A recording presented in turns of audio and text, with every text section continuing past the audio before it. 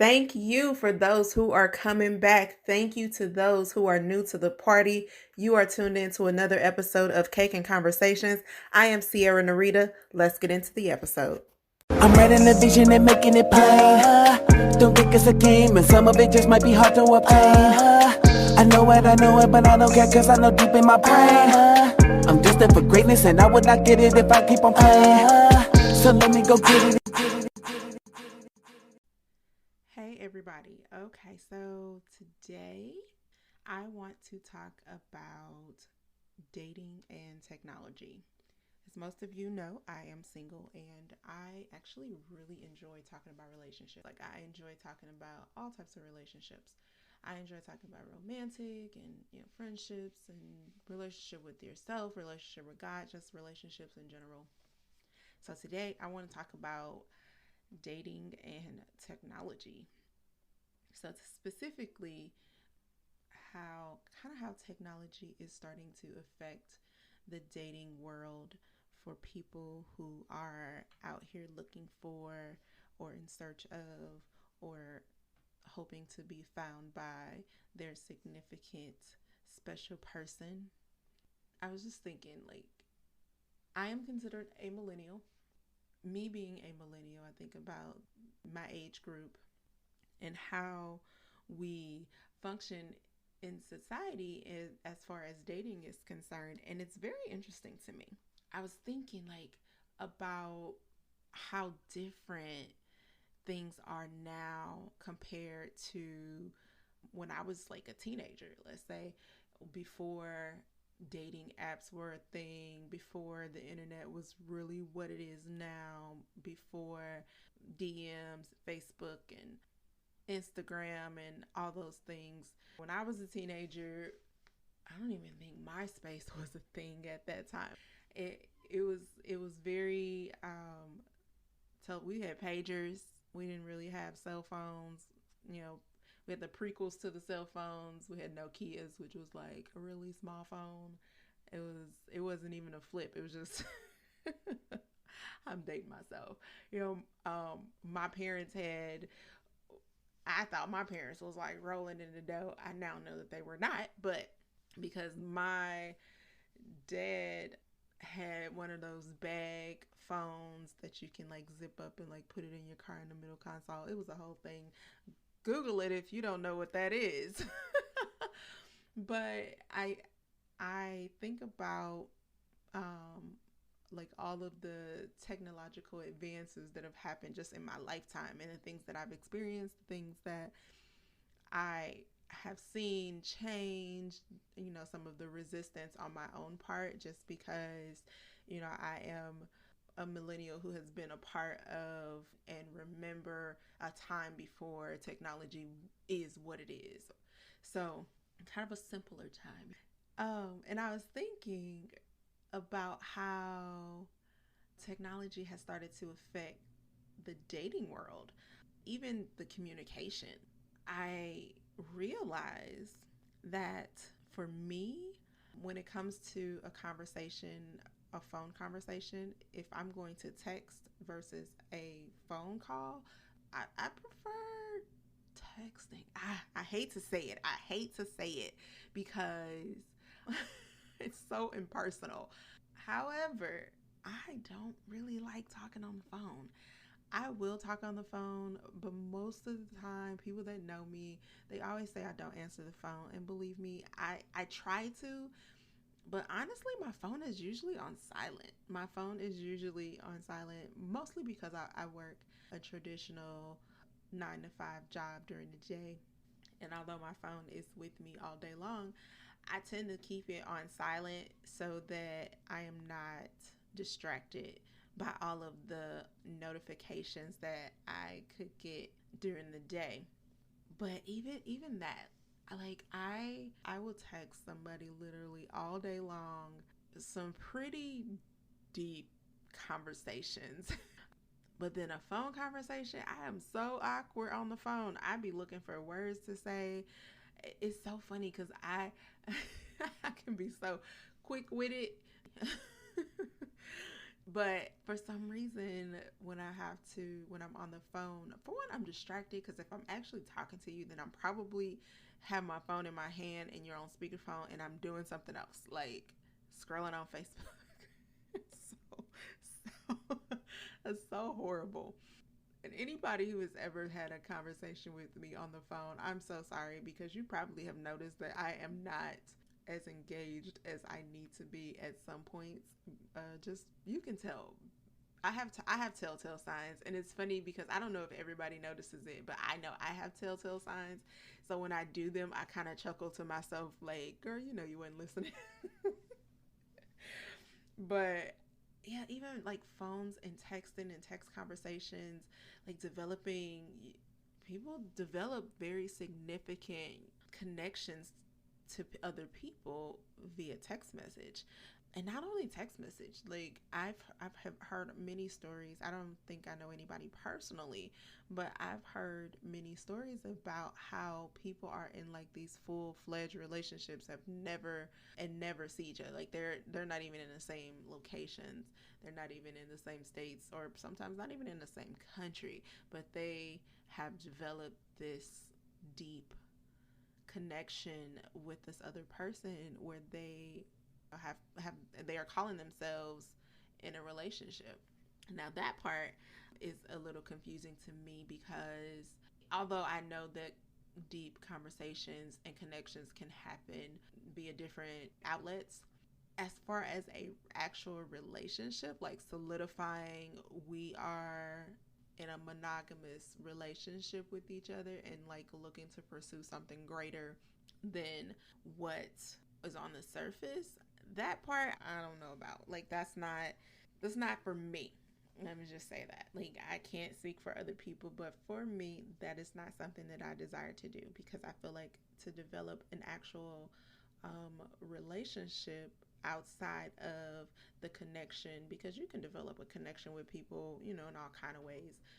But to develop an actual relationship, I feel like you do need to interact with that person in person. I was thinking about how technology has affected relationships and the development of relationships. And it's so interesting to me because I feel like people cycle through relationships so quickly nowadays. In the olden days, it would have been you meet somebody, you have phone conversations, you go out a couple times, you go through, you know, the roller coasters of relationships, and then hopefully, potentially continue that relationship or that relationship dissolve, whatever it is. Like you go through the process of a relationship and getting to know someone and dating them and learning about them, their mannerisms, their quirks and things like that. If you are someone who is open to technology in the dating world, you can kind of do those same things. Like you can learn people's mannerisms and you can learn their text style based off of people's responses. If you have had multiple conversations with them via text message or DM inbox, all of those things. If you've had multiple non-verbal communication with someone, you can learn what they're like. So you can kind of gauge how they're feeling, which is one way of getting to know someone. But man, there is a whole nother side. Like I've realized in today's society, social skills are not on par. People are not really learning proper social skills, or how to really interact with people face to face. The social anxiety is like a real thing. Like people truly have a lot of social anxiety, and a lot of that is because we don't interact with each other anymore. If you think about it, you can have a group of friends together and everybody is on their phone. Everybody's on their phone. Everybody's scrolling. Everybody. Now, you may pass the phone around and laugh and joke about something that you see, but technology has become a staple in all of our relationships.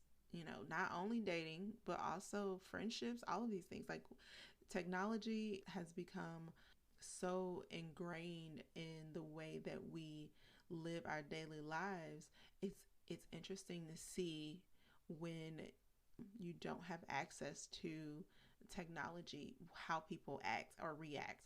It's so very interesting. I remember a while ago, this is off of the dating topic, but it's still relevant. I remember a while ago, I decided to do a game night. I have two daughters. For those that don't know, I have now they are teenagers. I have a 18-year-old and a 15-year-old. But I decided to do a game night. This has been a couple of years now. Wow. And it was me and my girls. I invited a friend over and her children. And one of my rules was no technology. We were doing this and we were going to do this old school. We were going to play board games and we were going to play just have like a family night with no technology. So I took all the phones, put them in a basket. There was some resistance from my friends' kids, but eventually everybody, because I was not budging on this. Like, put your phones up. You don't need them. Ain't nobody. It was crazy. So and everybody enjoyed it. Everybody had a good time. Now, don't get me wrong. These are teenagers. So as soon as I was like, all right, y'all, game's over. It's the late. I think it was like a school night or something. So it wasn't a very late night. But as soon as I said, all right, everybody can get their phone back, when I tell you that these teenagers was like on it. And I was like, because we were playing let's say maybe 2 hours. I'm like, no, y'all, nobody's texting or calling. Ain't nobody called y'all nothing. My daughter, my oldest daughter, she was like, no, I got 250. I'm like, what? And she showed me, and it was like 200 text messages. I was like, that is insane. Granted, it was a group chat and they were kind of like going back and forth with her friends, but still, I'm like, oh my goodness. Y'all are constantly glued to your phones because you very well may miss something, which is insane. But kind of bringing it back to dating and technology, I was thinking about how dating works now. I don't know if I actually fit in to dating now. Like, I am not a dating app type of girl. I'm not someone who is very interested in the different dating apps, the swipe left, swipe right. I've tried it a couple times. I use try very loosely. I mean, I have set up profiles and then very shortly after decided that I was not going to, like, it was not for me, and then tempted to delete. I think I've deleted. I don't think I have anything out there on the dating site world, but who knows? I may, if I didn't properly delete them. And I've tried it. I've done that actually a couple of times. Like, I've done that, set up a profile, scroll through a few times, maybe a few days, and then I'm like, I'm good. I'm over it. I'm gonna do this the traditional way. Yeah. It's funny because I feel like with the dating now and technology, even if you choose not to do dating apps, I read somewhere like there's like 7,500 dating apps. 7,500. Like, that is a lot of dating. Um, and I mean, my assumption is that many of those have people that are crossed over on several of them, but still, that is a lot.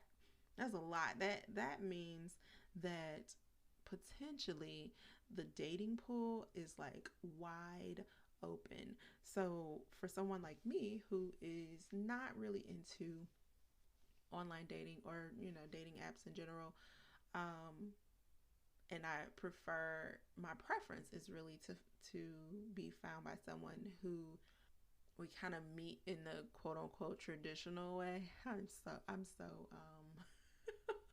old school or whatever, but that's my preference. I don't know how my time will actually come, and that's not really my concern, but I just either meet somebody the old-fashioned way or somebody that I potentially already know. Either of those ways would be where, but I don't see myself finding love on a dating app, just because I just honestly don't even give it enough of a good effort to really make it anything worth my while. But it's just interesting to me because it kind of opens up a pool of people who cross, boundaries of the city or the state or the country that you live in. It's like it blows my mind how many options are available to people now that technology and online dating is a thing. Like, it just absolutely blows my mind. People tend to overshare. Now, I am not a conspiracy theorist or anything like that, but I am very cautious. Uh, I'm very cautious about the things that I tend to post online. It's usually very superficial. I'm very cautious about what I put out to the world for the world to see, and even my social media, like my Instagram page is open, like it's not private at all, so anybody can come to my Instagram page. The stuff I post on Instagram, I'm like comfortable with anybody seeing it.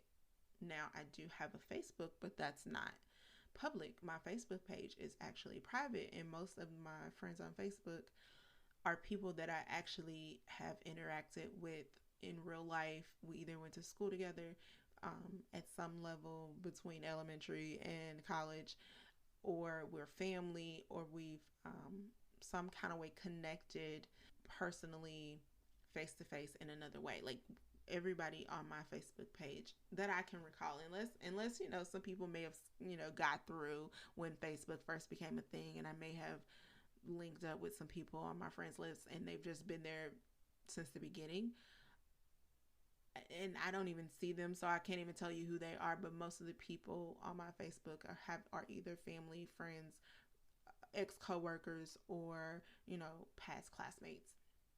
So I may post a little bit more personal stuff, but honestly, not even on there. Like, I don't really post a lot of personal things even in that one, with the people who know me a little bit better than, say, Instagram, where it's completely open and public and open for anybody to see.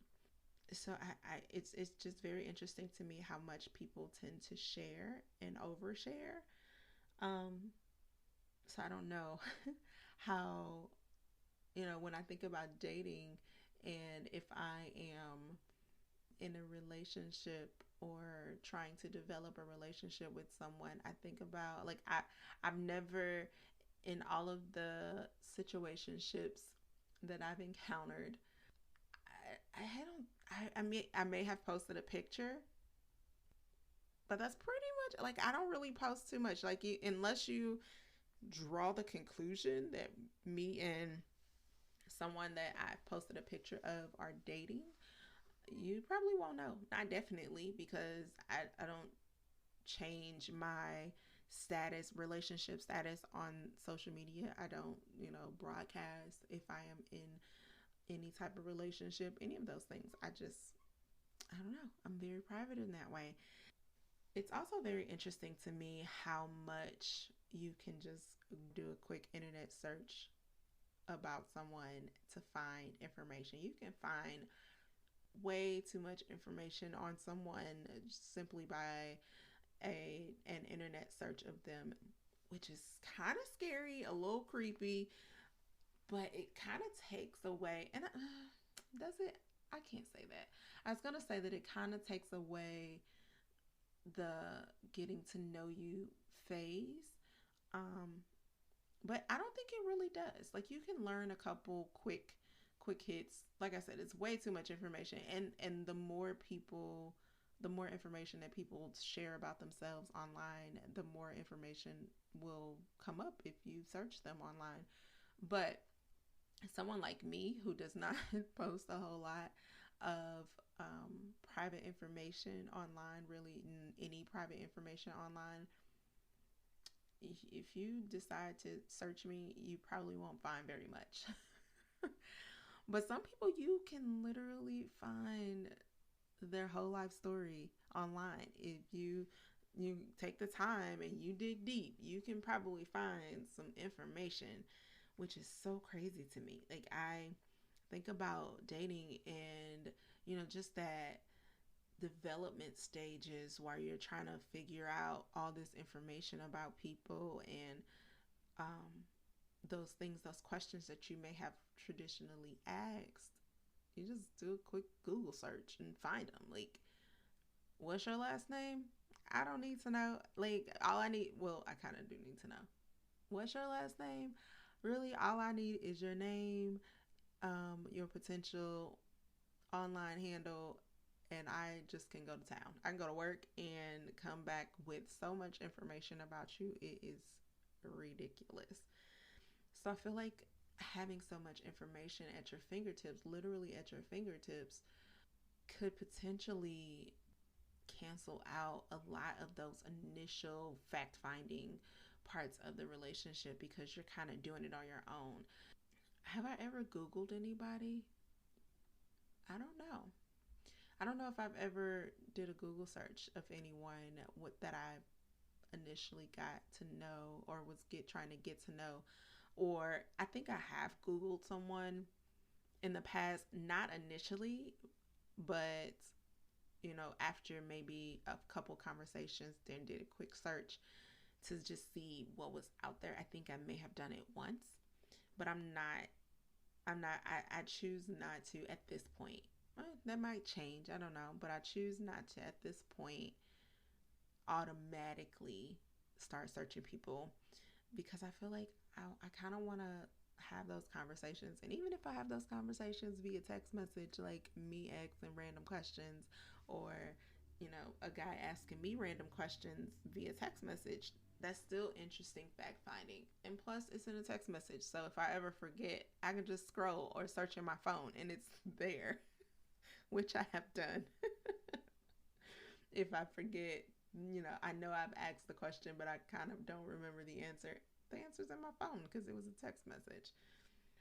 And you know what?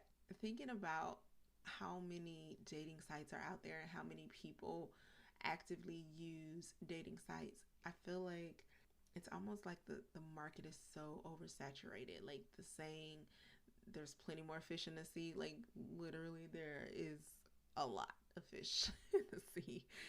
Way too many fish in the sea, because some of them fish ain't supposed to be in the sea. They already got caught and should be in the tank that they're supposed to be in. But anyway, that's another story and a metaphor that kind of got out of hand.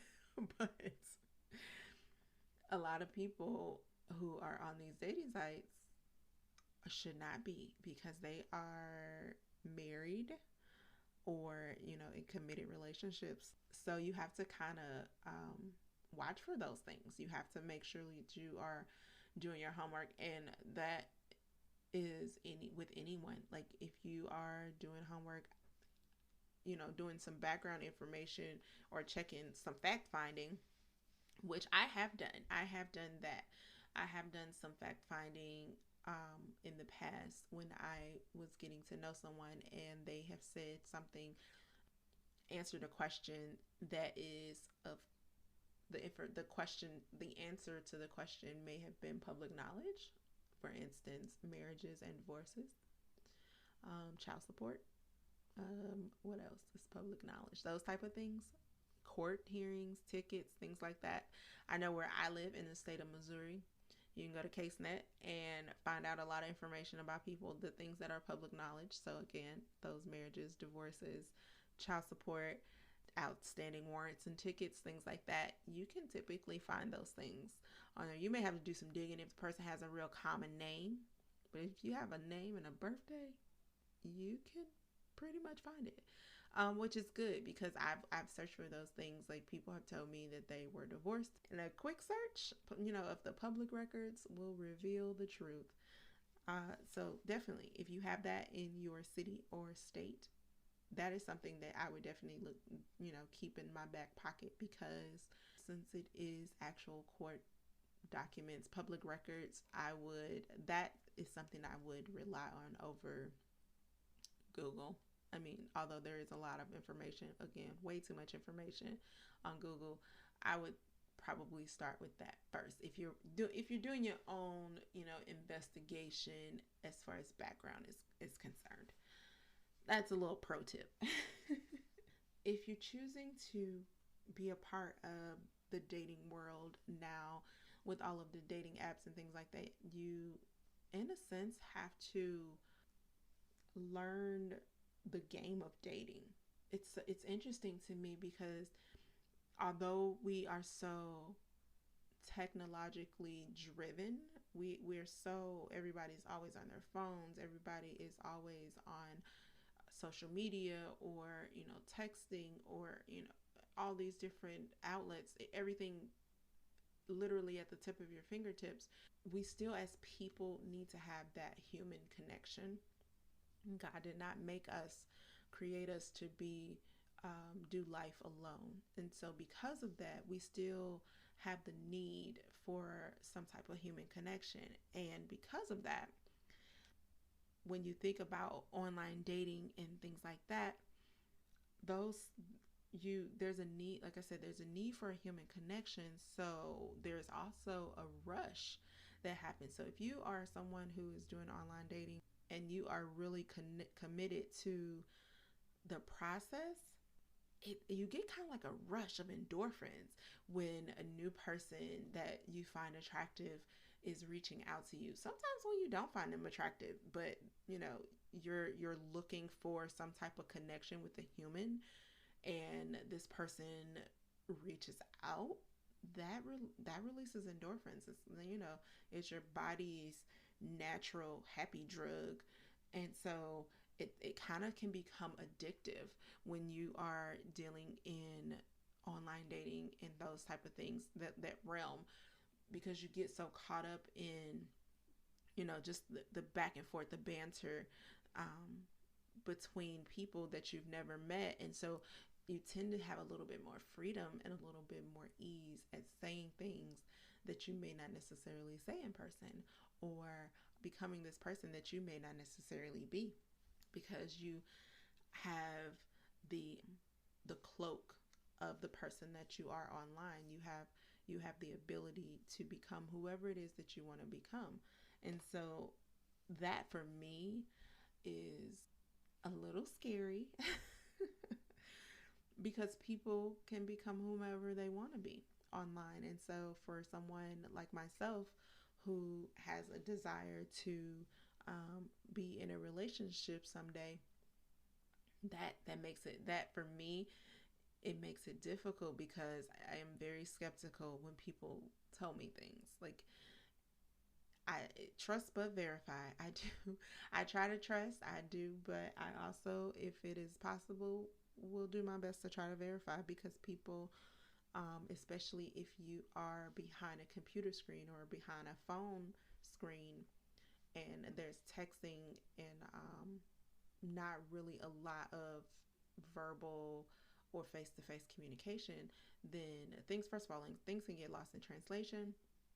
But people can also just say things just because it's easier. It's easier to say things and do things via text message or via direct message, versus if you are face to face with somebody. There are you pay attention to more than just their words.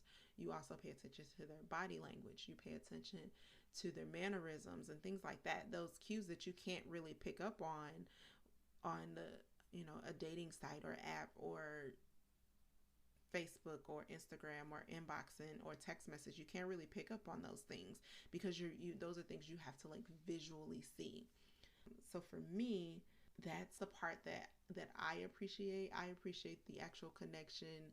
I do appreciate the conversations that can happen via text message or direct message or anything like that. But I also even more so appreciate being able to learn someone in a way that you cannot learn them via technology. Like being able to learn about someone, to watch the way they move, and the quirky things that they may do. you can't really pick up on those things via technology because you typically are at your home or wherever you are, and that person is wherever they are, and you're not really interacting with them in a way when you all are together. So it makes it, for me, it makes it a little bit more difficult. But there are some positives though. I feel like this whole episode was all about like online dating sucks, but that's not what I'm trying to that's not the message that I'm trying to get across. Because there are some positives. One of the major positives with online dating is people who are very busy, people who may not necessarily have the time to dedicate to the dating process and sorting through all of the people that are out there in the dating world. Online dating is great for someone like that because it gives you a space where you can connect with someone and respond at your leisure. So if you're someone who maybe works 10-hour days and you may have a 15-minute break here and there, it's online dating is something that would be great for you because you can potentially stop real quick, shoot a message back to the person that may have messaged you, or send a message to someone that you seem like you may be interested in. That's a great way of connecting. However, I do feel like if you are developing a connection with someone online, then you definitely should consider advancing that past texts and inboxes very slowly, because I do want you to be cautious. I do want you to be cognizant of the dangers that are potentially out there. And I am not saying that you can only find dangerous people online. I am not saying that at all, because you can find dangerous people anywhere. Dangerous people got to eat. They got cars and got to go to the gas station.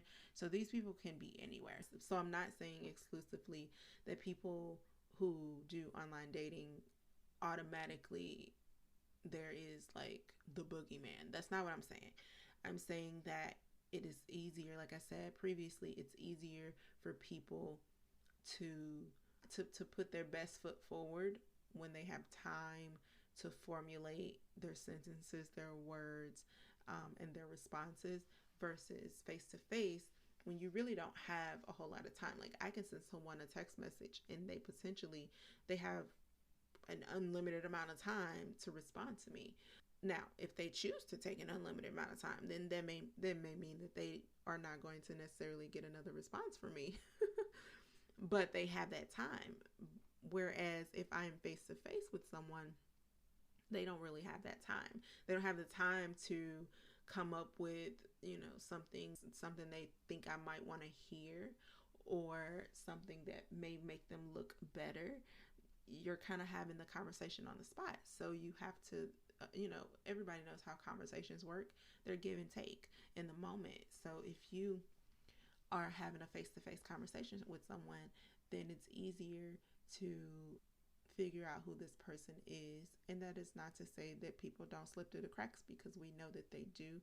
We know that, it has happened many a times where you hear, oh, this person wasn't like this, or I never would have expected, those type of things. So they happen, no matter what, no matter who you're dating, no matter how you're choosing to date, make sure that you are taking care of yourself, make sure that you are paying attention to red flags and signs and things like that, because I want you to be safe. I want you to be safe however you choose to date. It was just interesting to me. I was sitting thinking about dating and technology and how technology has shaped the current dating world. And it's interesting to me. It is very interesting to me. Some would say that's the reason why I am single. Because I choose not to. I choose not to get involved heavily in online dating. And that's okay. That's my prerogative. And I'm okay with it. Whatever will happen for me, however it will happen. So I feel like this was a long one. I feel like this episode was something that was very relevant. I feel like, we got a lot. Hopefully, I didn't ramble too much. Dating and technology is a very interesting topic for me. I honestly believe that technology has definitely opened up a world in dating that not may, it would not have otherwise been possible. People have found connections and found love across so many borders that would have never been there before. I'm not necessarily a believer that there is, quote unquote, the one. And that's another topic for another day. But that being said, who's to say who your potential match could be? That person could be, in another state or another country or another city. So, yeah, consider putting your phone down. I'm not saying don't ever be on any type of social media or anything like that, but understand that you do have to cultivate a relationship so that it can continuously grow, and that takes some quality time, which does not include scrolling on your phone. Anyway, this was a pretty long one, so hopefully you are sticking with me until the end. If you did, I truly, truly appreciate you. I truly appreciate you from sticking it out with me.